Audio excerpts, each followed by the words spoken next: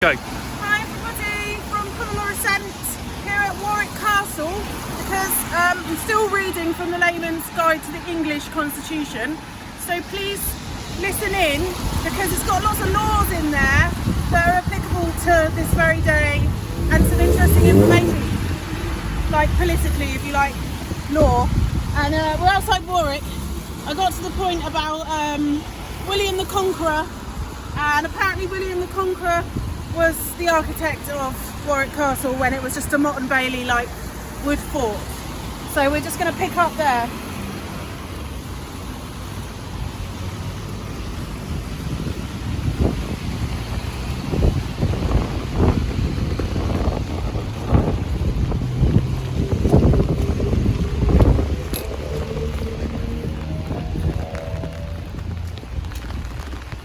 All the way down the street apparently. How beautiful and old this street actually is.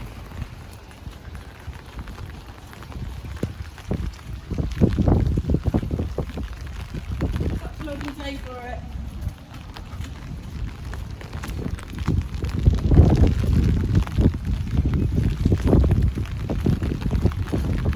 What's at the end of the street then? The castle tower. A real castle, Yeah, eh? 1068. Apparently he started after his conquest. If you're wondering what company we're with, what organisation we're with, Common Law Assent, welcome everybody to our Layman's, to the English Constitution. You're not It was winding just me up, written are you? by Burgess. You're winding me up, are you? There isn't really a castle at the end of the street. What There kind of a really street is. has got a castle on it? Oh my goodness. You're not even joking, are you?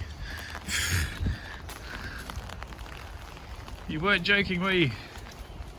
No. Bloody hell, it's huge. One. It's definitely not a wooden motte and bailey anymore.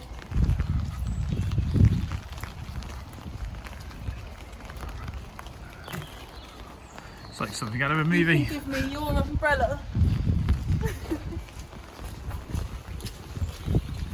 Oh, I was only joking. Thank you. Because I've got the paper, you see. So I don't want my paper to get wet.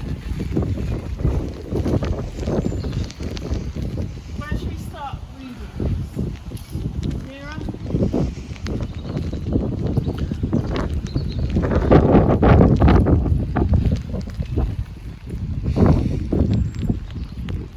I'll do. It's so big it won't even Yeah. fit on the screen. I'll let the umbrella swallow me up.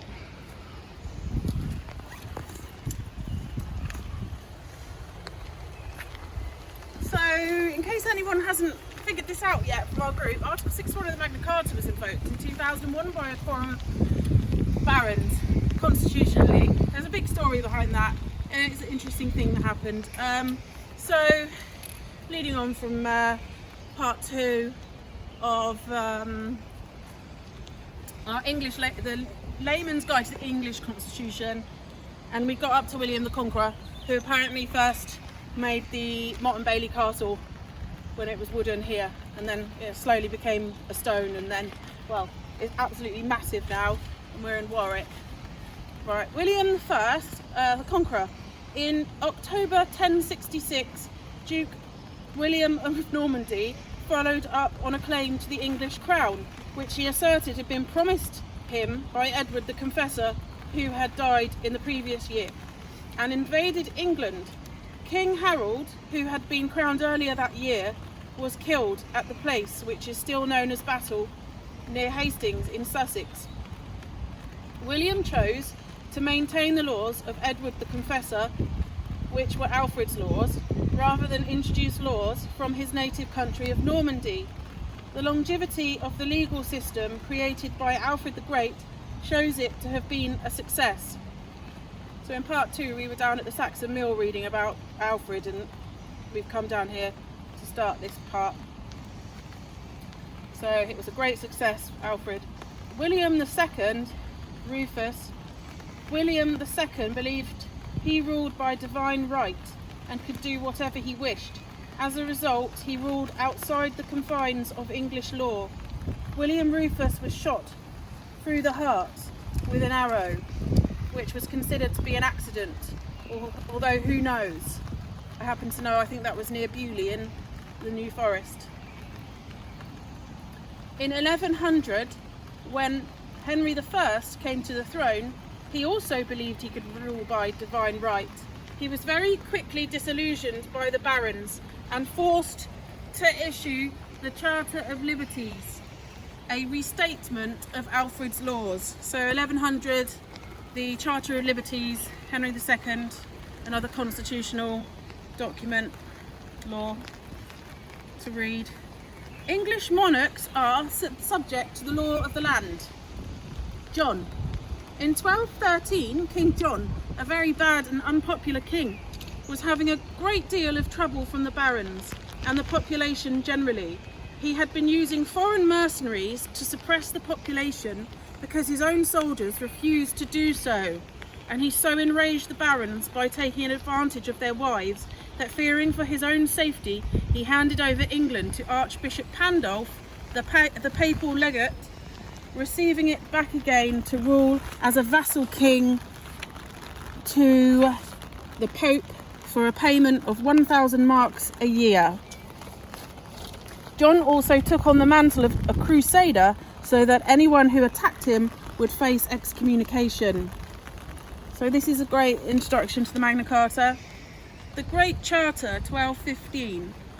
John was forced to meet the barons and thousands of the freemen of England at Runnymede in 1215.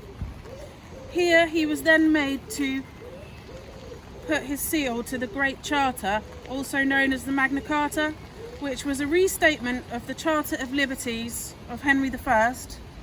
Did I say second before? It was Henry I. Yeah, another restatement of Alfred's laws again. So we've got the same continuation of laws throughout, efforts being made to reinstate them repeatedly. No, this is going back further than the Magna Carta, so the Charter of Liberties before that, and then before that Alfred's laws. Okay, just to recap. The Magna Carta was made by all the estates of England, the king, the barons and the freemen of England, and therefore it can only be undone by all the estates of England meeting again. Consequently, it's beyond the reach of Parliament. On the orders of the Pope, John went back on his word and set about taking England back using a Danish army. This army was stopped by the defenders of Rochester Castle long enough for help to arrive. John retreated and lost the royal treasure in a bog. King John died in 1216. His son, King Henry III, was 9 years old and was a minor, and John had appointed as his guardian the Earl of Pembroke, one of those who had supported King John in surrendering England to the Pope. On reaching the age where he was able to rule in his own right, King Henry III informed the Pope that he, Henry, was the sole arbiter of all things to do with the Church in England, and that he answered directly to God and not to the Pope. Henry ceased paying the 1,000 marks a year to the Pope and rejected the Pope's claim that he was a vassal king to Rome. The Earl of Pembroke was, with the others who had assisted King John in surrendering England to the Pope, tried as a traitor and dealt with according to law. It must be said that the vast majority of the barons refused to accept the Pope's authority. The next chapter is important early constitutional legal rulings, and it starts with Henry III. And we're going to go to we're going to Kenilworth Castle next, because apparently Edward II was held captive there, because he was not a very liked king either, and was also done away with by the barons, and he was held at Kenilworth Castle. So the next place we're going to do part 4 at Kenilworth Castle. So we read about the Magna Carta there, and yeah, so the Pope had no authority to annul anything, or all of these people that aided that were tried as traitors when Henry III came in to rule. I just thought I'd finish that, but thanks for tuning in, and check out our Facebook group. If you're not, well, you're there already probably, but that's Common Law Assent on Facebook, and we've got a website called commonlawassent.com. Patreon account,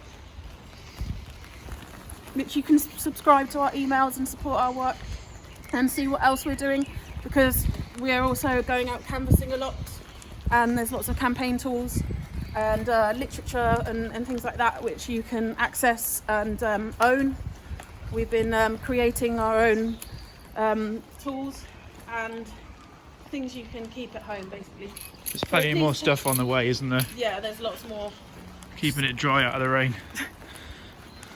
Trying to cover things to help get the word out and educate people about our history as much as possible, or, well, study with you, basically. Have a look at it together. Is that all right? Yep. Right, let's get out of the rain. Soaked.